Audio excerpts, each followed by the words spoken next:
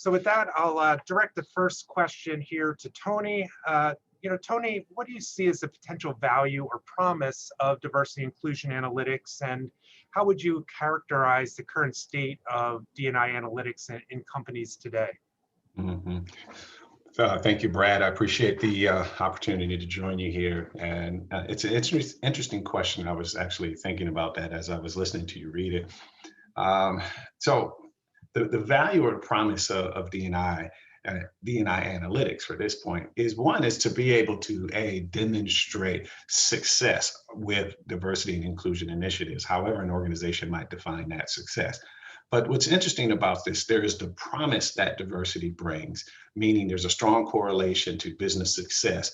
But the big part of this is if, and I'm going to put that in air quotes, there's a strong correlation to success inside of a business if D&I efforts are done well. You will then see increases in employee engagement or team productivity or the creation of ideas, innovation ideas. You might even see products go to market or increase in sales performance. But if you're not doing it well, you're not going to get to those points. So where organizations have to struggle is trying to find out or figure out what's meaningful or beneficial for them in relationship to diversity and inclusion, and then try to understand how to measure it.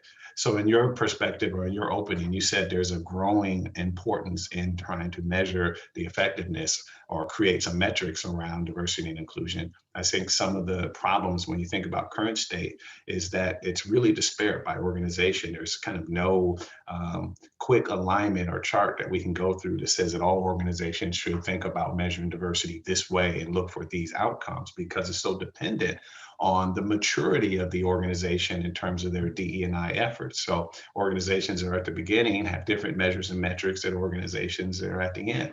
But they're all trying to do one thing, and that is to just demonstrate effectiveness.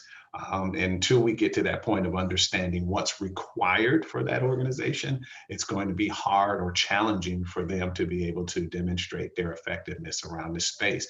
And looking at another organization who's been doing D&I work for 20 years and you've been doing it for 5 years is not the most effective way to measure or to try to assess whether or not you are making progress. I really think that gets a number of organizations in trouble when they think about identifying success in this space.